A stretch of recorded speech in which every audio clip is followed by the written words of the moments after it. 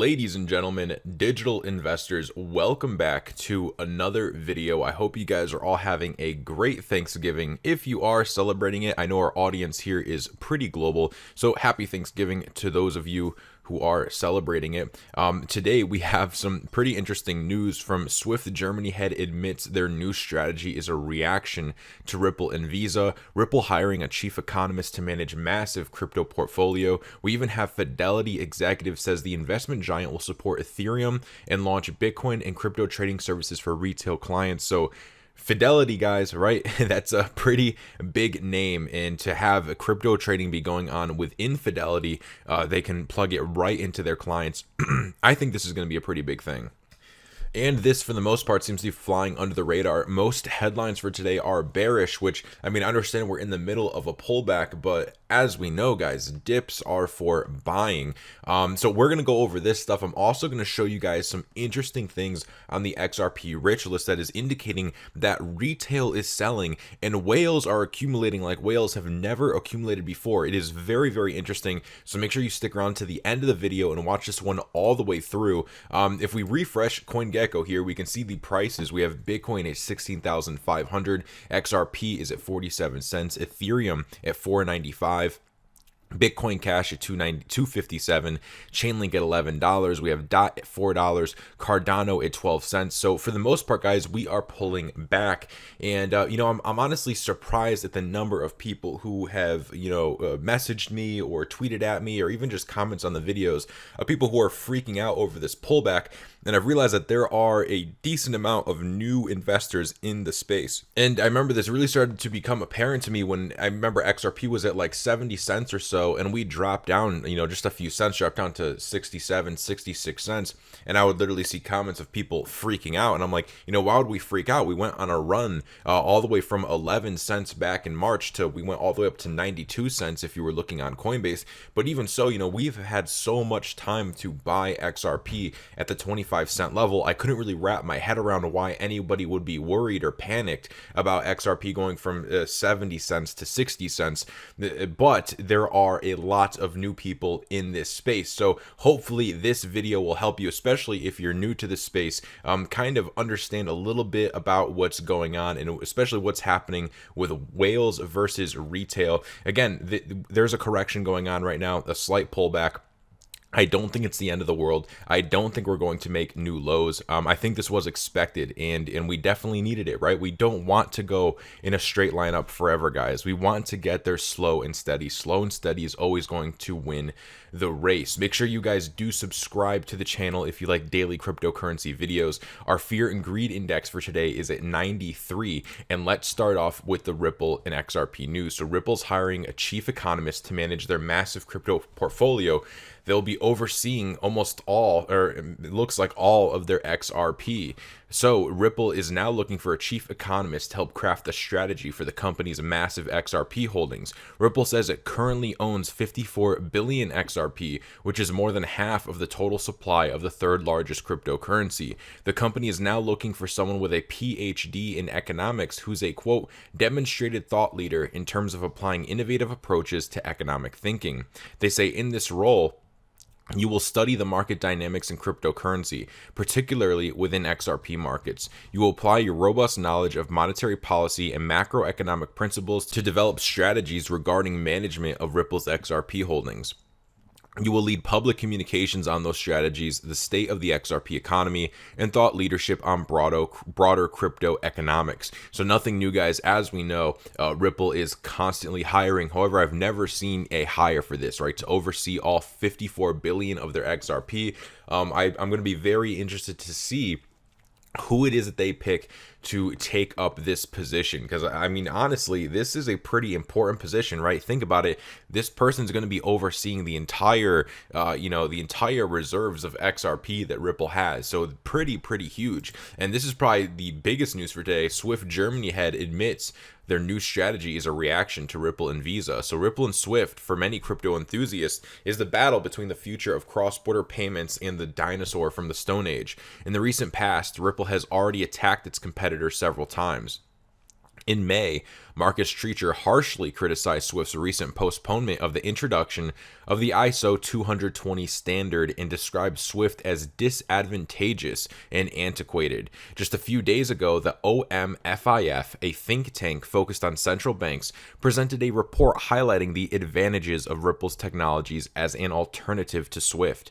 However, competition from Ripple and other fintechs has not gone unnoticed by Swift, as Jürgen Marstadt, Swift's German head, recently confirmed in an interview with Der Treasurer. They say Swift wants to be more than a mere transmitter of financial news in the future. Over the next 2 years, the network plans to fundamentally renew its cross-border infrastructure for the processing of payments and securities transactions, as announced in September. To this end, Swift is developing a new platform to offer comprehensive transaction management. Marstadt stated that with this new strategy, Swift puts business transaction at the center of our offering. In the future, we don't just want to transmit the message from A to B, but to underpin it with additional services. To this end, we have already launched several initiatives in recent years. We now want to standardize and integrate these individual components on one platform. The aim is to enable immediate, smooth, and consistently transparent transactions. Companies will also benefit from this. Asking about the competition from fintechs such as Ripple and the credit card provider Visa, who want to improve payment transactions, Marstadt admitted in the interview that the initiative is a reaction to current developments in the market. The banks want to continue to conduct their payment transactions efficiently and meet the expectations of the end customers. There is currently a whole range of initiatives and cooperation between banks, fintechs, and Swift. It is therefore our task as a banking network to respond to such challenges and develop new offers. We want to support our owners in holding their own against the competition. So, will ISO 20022 be the key to Ripple's victory over Swift? Ripple was the first company focusing on DLT to join the ISO 20022 Standards Committee for Cross-Border Payments. ISO is de facto a global data standard for modern payments and a unified standardization approach to enable communication and interoperability between all global financial organizations. It is estimated that by 2023, 87% of global financial transactions will be processed through ISO 20022. The accession will thus give Ripple access to the language that will soon dominate all financial communication worldwide. Membership of ISO 222 could therefore be crucial for Ripple, as it could also mean that it can offer RippleNet on a larger scale by conforming to the same standard used by Swift and its member institutions. In addition, new customers could easily be integrated into RippleNet, as Ripple complies with the ISO 222 standard, while Swift currently has no prospect of implementing it. So that is pretty interesting, guys. The fact that Swift is looking, right? They're admitting that the strategy is a reaction to what's the developments going on in their industry. And the cool thing in my mind is that obviously Swift is behind, right? Ripple is acting and Swift is reacting, which is exactly the position that Ripple wants to be in, right? The best position that I think you can always be in is having the ball in your court. You shoot your shots and let everybody else around you react to what you're doing, right? Let them copy you. And especially when competition is copying you or trying to make their offers based on what you're doing, trying to out-innovate you, it's a good position to be in. The easiest way to look at this is, Swift could copy Ripple and now Ripple's nothing because Swift just copied them. But there's always constant innovations, and if Swift is already looking at Ripple for innovation ideas and Ripple is the true innovator, Ripple will always be multiple steps ahead of Swift, and they will also always be able to implement faster. Typically, the smaller the company or startups are able to implement much, much faster than a larger company. So this is absolutely awesome. We also have Fidelity executive says the investment giant will support Ethereum, launch Bitcoin and crypto trading services for retail clients. The head of sales and marketing at Fidelity Digital Assets, Christine Sandler, says Fidelity will greatly expand its crypto offerings in the future. The big question is when.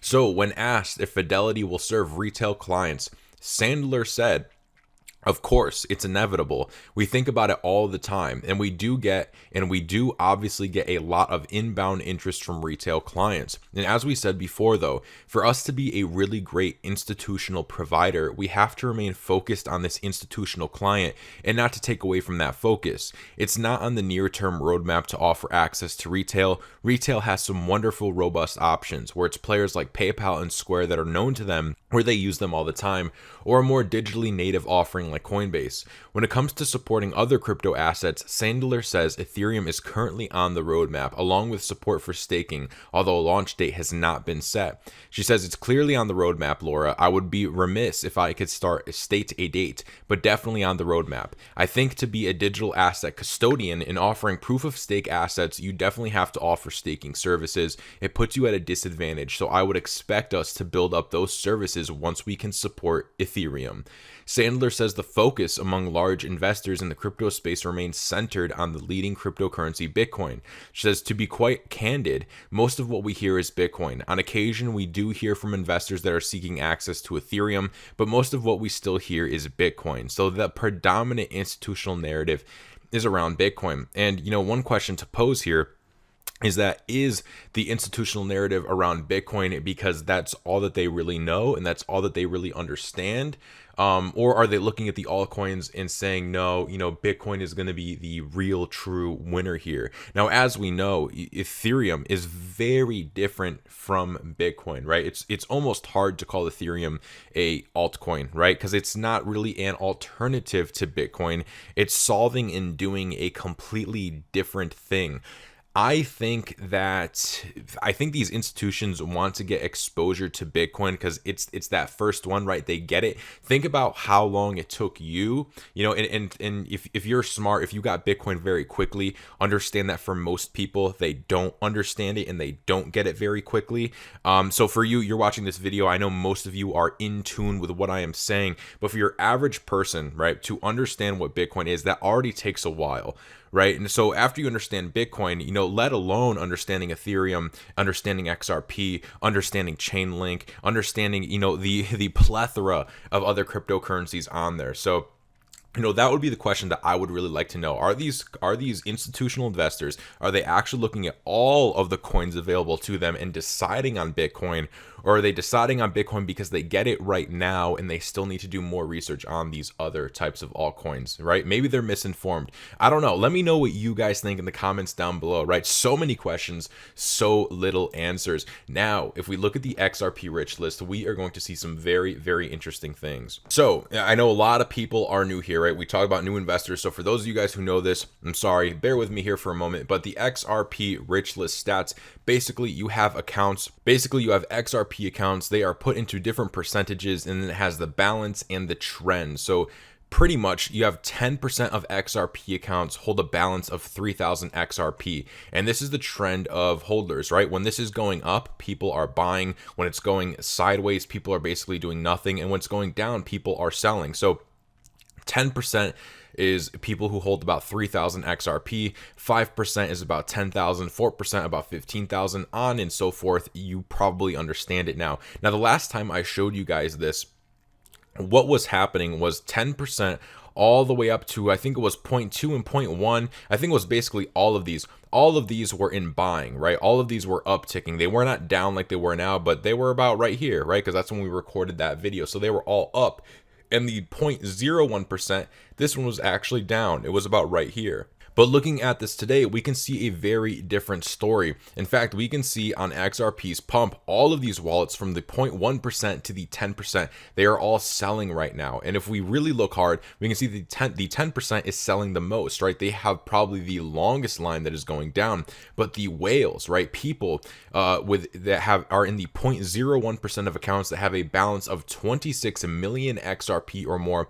They are buying, and this isn't a little tick up. They are buying hard, right? This is a massive, massive accumulation that is happening while retail is selling. So, I want to pose the question, what do the whales know that we don't? Why are the whales buying, right? And if you ask yourself, who is buying XRP? Well, clearly retail is selling and the whales are buying right now. Remember, there's a decent amount of new people in this space now. There's not a ton, right? If you look at the search term Bitcoin on Google Trends, you will see that there isn't that much. We're not at 2017 levels, but there are definitely a lot of new retail investors here. Are these the ones that are selling, right? Are these people panic selling and whales are buying these coins off them? They're buying at XRP at 48 cents when XRP was all the way up to 92 cents on Coinbase, right? There's a lot of analysts right now calling for a over $1 XRP, a $1.50 XRP, even a $2 XRP is what I am hearing. And based off a look at the charts,